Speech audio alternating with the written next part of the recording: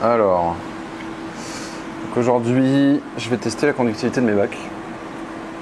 Alors, donc là on a 34, ça fait un peu haut. Alors pourquoi je fais ça?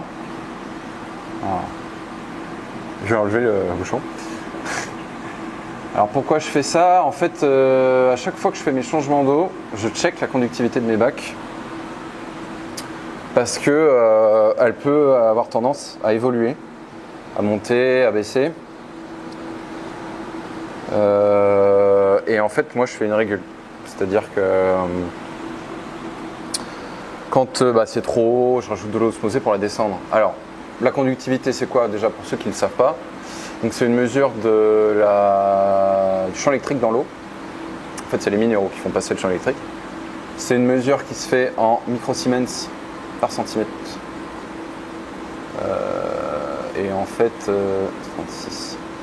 Bon, là, marqué 363, bon, je suis 36 parce que c'est les deux premiers chiffres qui m'intéressent, surtout.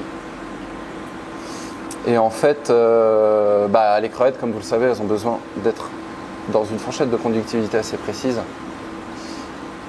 Donc ça permet de réguler le truc, quoi. Donc voilà, je suis obligé de faire ça sur tous mes bacs parce qu'il faut que je les surveille tous. Et quand on en a 300, il ne faut pas en oublier. Sachez que pour un conductimètre aussi, j'en profite pour le dire parce que tout le monde ne le sait pas forcément, mais quand on a fini de l'utiliser, on ne le ferme pas juste comme ça. En fait, il faut mettre de l'eau osmosée là-dedans. Parce que la cellule qui est là, elle est très sensible, il ne faut pas qu'elle sèche. Et il ne faut pas non plus qu'elle se dérègle en étant dans une eau déjà avec une conductivité. Donc l'eau osmosée n'en a pas, ou du moins très très faible. Donc du coup, ça permet de bien garder le truc. Je vais aller en mettre. Ok, la conductivité, mais pour les novices, genre moi je connais rien à ça. Tu connais rien à la conductivité? Ouais, ça veut dire quoi? C'est quoi pour les crevettes? Oui, pour les crevettes, alors la conductivité c'est quoi pour les crevettes? Non mais c'est vrai que du coup je vais bien l'expliquer. En fait, donc la conductivité c'est. Alors le conductimètre, on va déjà partir du début, il mesure le champ électrique qu'il y a, enfin le courant électrique qu'il y a dans les minéraux de l'eau. Et en fait, nous, ce que ça nous représente pour nous, en fait, ça nous explique la dureté de l'eau. C'est-à-dire, plus il y a de minéraux dans l'eau, plus la conductivité va être haute, moins il y a de minéraux, plus elle va être basse. Et du coup, on mesure la dureté de l'eau. Donc une eau très dure ou une eau plutôt douce. Nous, on a besoin d'avoir une fourchette précise pour les crevettes de dureté ou de doucereté. Bref, on s'en fout. Parce que si c'est pas dans la fourchette, les crevettes vont avoir des soucis, elles vont mourir. Parce qu'il peut y avoir problème de mue, clairement ça va pas leur plaire. Donc il faut respecter ça absolument. Et pour ça, c'est un des paramètres à surveiller avec le pH, avec tout ce que vous voulez, le KH, le GH, etc. Voilà. Celui-là, du coup, j'ai déjà fait. Salut. Oh là. Ça bouge un peu. Alors, là, j'ai des petites écrevisses qui sortent de repro. Donc, moi, ce que j'aime bien faire, c'est faire le sexage. Pour ça, ça me permet de les trier. J'ai mes bacs de repro et j'ai mes bacs de tri. Comme ça, au moins, je m'embête pas quand je fais la pêche. Et alors, est-ce que vous avez déjà vu un sexage d'écrevisses? Je sais pas si on vous l'a déjà montré, mais bon, dans le doute, je vais quand même leur montrer. Donc là, c'est quoi? Moi, je peux vous dire que c'est une femelle. Parce que si vous regardez bien, elle a du rouge à lèvres sur... Non, c'est n'importe quoi. En fait, regardez. Alors, si vous regardez bien à cet endroit, ici, juste au bout, au milieu, donc au niveau du troisième segment, il y a 4 segments, donc il y a 4 lignes de pattes, plus les pinces. Et en fait ici, vous avez une petite boule. Voilà, ça représente la femelle. Je vous l'amène là. Alors on va regarder ici au dernier segment, donc j'utilise mon stylo juste pour pointer, mais c'est pas, je la touche pas. Vous avez deux deux petites, comment dire ça, deux petits zizi en fait qui sont au milieu là. Et donc ça représente le mâle. Voilà, c'est avec ça que le mâle s'accouple avec la femelle. Donc voilà, ça c'était les deux écrevisses. Toc. Voilà. On rentre chez eux, ça seront tranquilles. Donc voilà, maintenant vous savez à peu près à quoi ça ressemble. Maintenant je pense que vous avez une bonne vision avec ça. On vous avez fait une macro. Donc là il s'agissait de hubs. Mais toutes les écrevisses naines c'est la même chose. Les CPO, donc les Cambarelles orange, les Ninae, les Diminutus, les Montezumane, Nusconda, en fait les Schmitti, tout ça, c'est la même chose. Alors, différent des Cherax. Pour les Cherax, je vous invite à aller voir la vidéo qu'on a fait avec Steph, quand il y a eu un énorme arrivage de Cherax. Il vous avait montré là, le sexage dessus. Donc voilà. Moi je vais continuer. Je vais aller chercher une épuisette parce que je voulais mon épuisette.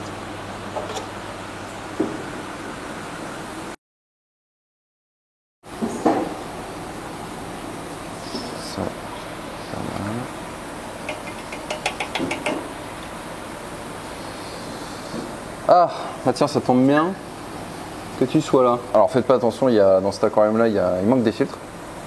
C'est parce qu'on est en train de les nettoyer. Donc ils vont revenir très vite, vous inquiétez pas. Je fais un peu de tri, donc là c'est une semaine de tri. En fait, je fais ça pendant toute la semaine.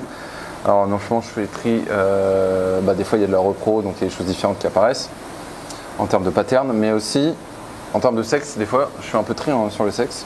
Je me mets des mâles d'un côté, des femelles de l'autre. Ça me simplifie un peu la vie, parce que des fois vous me demandez d'avoir des couples, ou mettre des femelles, plus de femelles que de mâles, des choses comme ça. Donc je me simplifie un peu la vie, je me fais un peu de tri de côté. Et alors comment on reconnaît une femelle crevette ou un mâle? Alors déjà ce qui se passe ici dans cet aquarium, c'est intéressant, c'est que vous voyez des crevettes qui volent. Alors celles qui volent, en fait ce sont les mâles. Comme on vous l'a appris dans une précédente vidéo, les mâles sont à la recherche d'une femelle qui aurait potentiellement mué et qui est prête à se reproduire.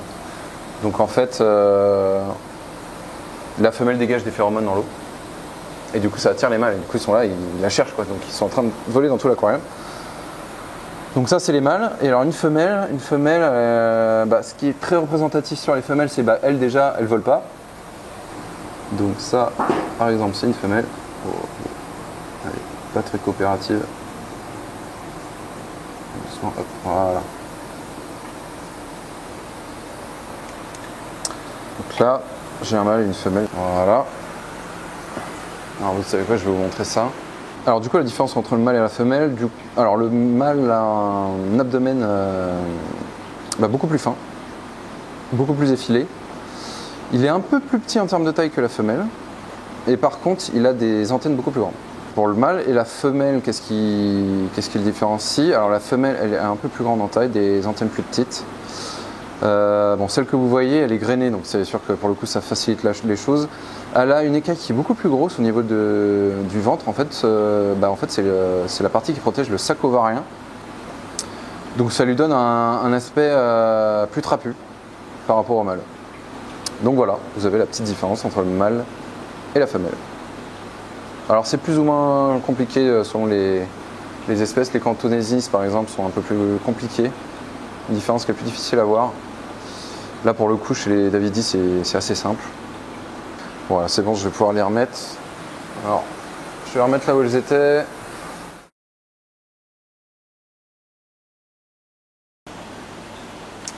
Et je vais donner à bouffer aux Zatia.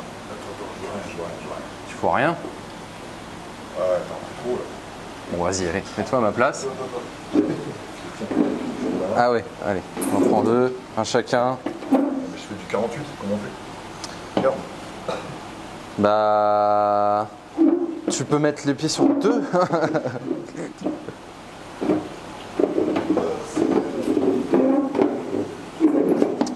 C'est bon là, il arrive. Oui, ça tient. On verra bien. Alors, qu'est-ce que c'est que les Atia? Ça, c'est vrai que j'en ai pas parlé encore. En fait, c'est des crevettes qui viennent, donc Atia gabonensis, crevettes d'Afrique, qui vivent dans les rivières.